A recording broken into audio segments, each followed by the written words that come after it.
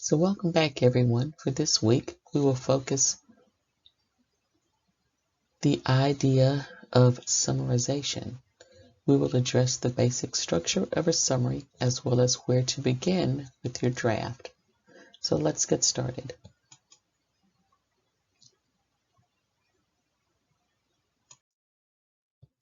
Summarizing a text is a common assignment in the academic setting. It allows faculty to determine 1, if you have actually read the assigned article, 2, if you understand what you have read, and 3, if you are able to recount that information succinctly, accurately, and objectively. This is why the reading and the writing processes are connected. They are not separate. Scholarly writing is clear, focused, and particularly structured.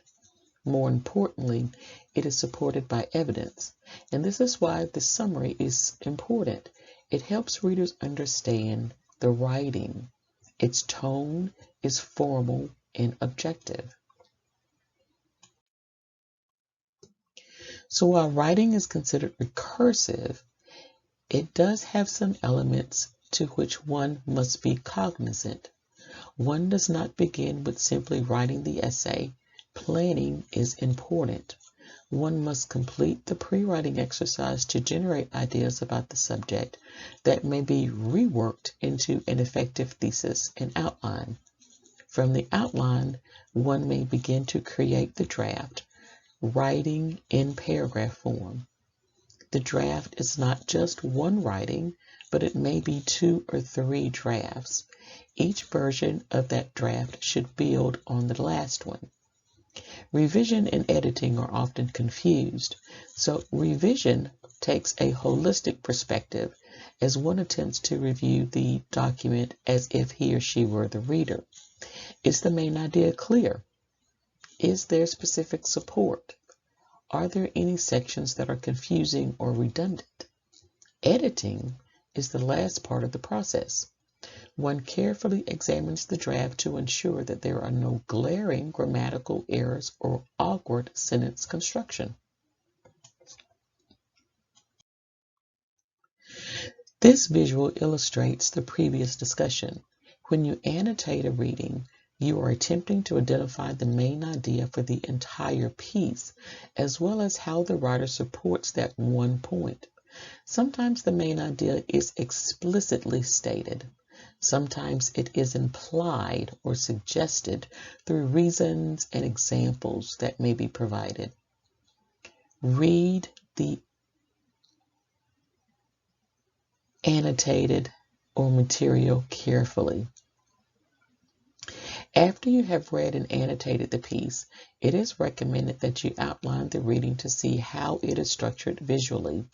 Often this assists you in recognizing another major point or eliminating what you had considered a major point. From that outline, you should write the draft of your summary. You must pay attention to the directions provided by the faculty. Depending on the length of the article, the summary may need to be 1 paragraph or 2 pages, for example. The faculty provides that direction. Revision and editing are separate steps, but for now, remember that it is part of the writing process. One must take time to reflect upon his or her writing, make the necessary changes, and then edit it for glaring grammatical errors. So the author's point is conveyed usually in 1 sentence for the entire article. It answers the so what question for the reader and conveys the importance of the subject. When writing the summary, put the main idea into your own words unless it is explicitly stated. So take a few minutes to read the sample paragraph. Then determine the main idea for the paragraph. Pause your video.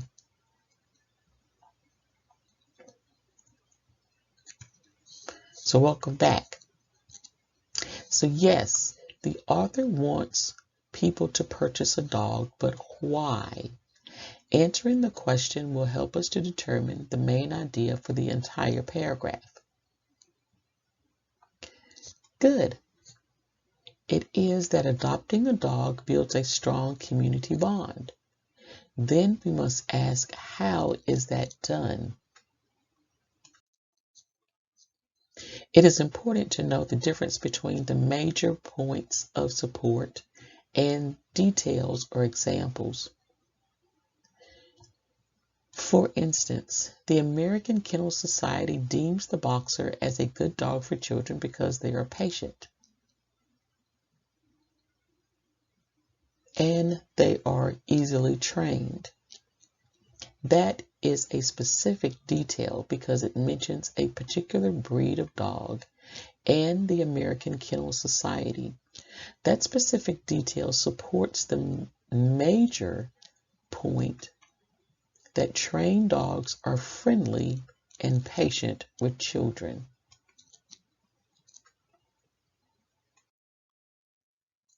So here's a skeletal outline of the reading. If we work backward, we will notice how the major points of support lead us to a thesis or main idea. Community is developed by finding comfortable, relaxing locations for people to meet your dog. The author focuses on the neighborhood. The second area of support is that trained dogs are friendly and patient with children. Notice here the community bond is strengthened when neighbors have trained dogs because they may behave better around children. Finally, the last area of support is that dogs are security, not just for the home, but for the community as well. Notice how that supports the main idea for the entire piece, that adopting a dog builds a strong community bond. The summary would convey these three major points, not the specific details.